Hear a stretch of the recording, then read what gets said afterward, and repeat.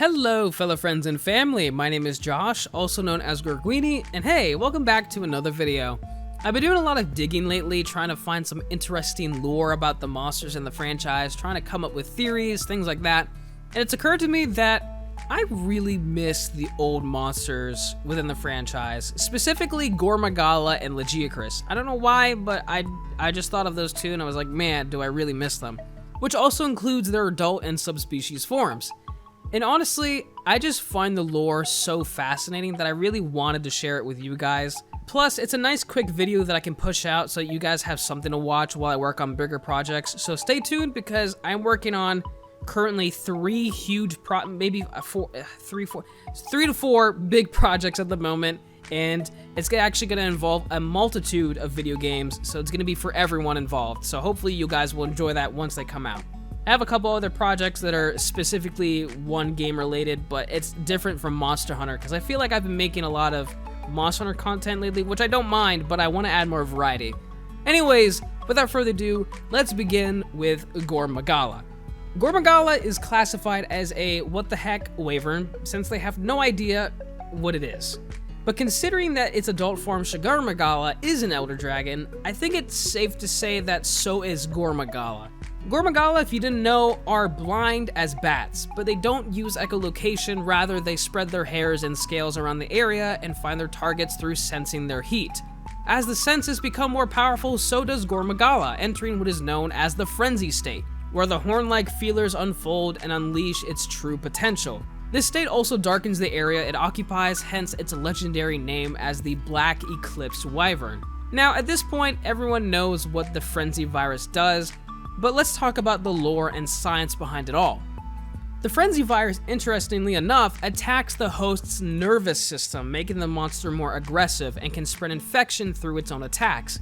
What's even more interesting is that this frenzy virus sounds very similar to that of rabies, where infected animals become also more aggressive. They act very differently, like if you are infected with rabies or if an animal is infected with rabies, they're actually prone to be afraid of water. I don't know if the frenzy virus has something like that, but that's just an interesting side fact. And the infection also attacks the nervous system, by the way, in rabies, slowly killing the animal in both circumstances. However, the difference is that the cure for rabies is unknown, whereas the frenzy virus, funny enough, is you basically just hit the monster a bunch of times and then you gain some enhancements and then you feel better. When monsters are infected, there is the rare chance, however, that they will overcome the virus and gain similar buffs that the hunters gain, and these monsters are classified as apex monsters. Ironically though, Gourmagala's own virus can attack the elder dragon, which has given birth to the Gourmagala variant, Chaotic Gourmagala. This version of Gourmagala has mutated into half Gore, half Shigaru, and have become increasingly aggressive due to their own frenzy virus attacking their nervous system, slowly killing them as well. It has more power than the original, but it's pretty much more reckless. That's the term I would use. However, if a Gourmagala can molt properly, it becomes the dangerous and legendary Gourmagala.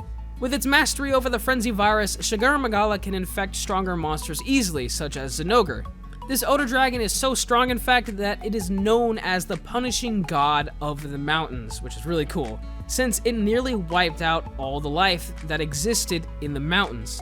Claiming its territory on top, Gourmagala further spreads their frenzy virus to prevent rivals from molting, which explains the birth of Chaotic Gourmagala, and to spread the next generation of their own Gourmagala, which is a very nasty parasitic process, by the way.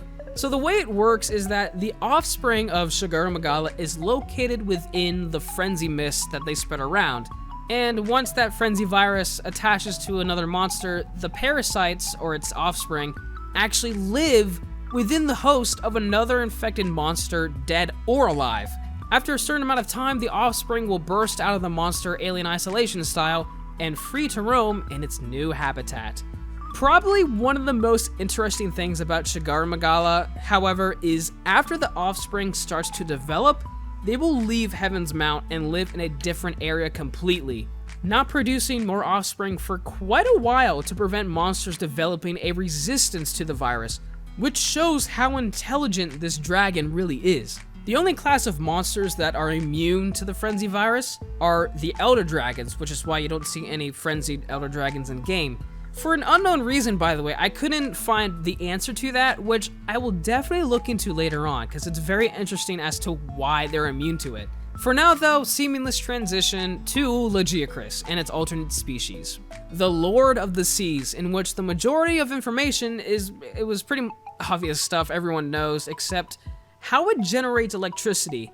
Underneath each spike is an electrosac that obviously generates electricity, but it generates it through contracting cells at high speeds inside its muscles, which all the species of Lagiacrus can do, by the way, which also leads us to the other species, such as Ivory Legiocrys.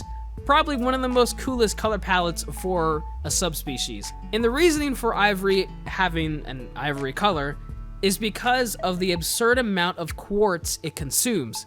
This also leads to its more terrestrial lifestyle, though it is still capable of hunting underwater when necessary. These adaptations to a different environment have led Ivory to have stronger limbs and smaller pores on its skin to reduce hydration.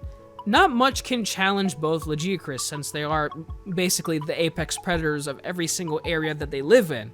And if they can survive for 100 years, they become the Elder Dragon level threat, Abyssal Legiocrys.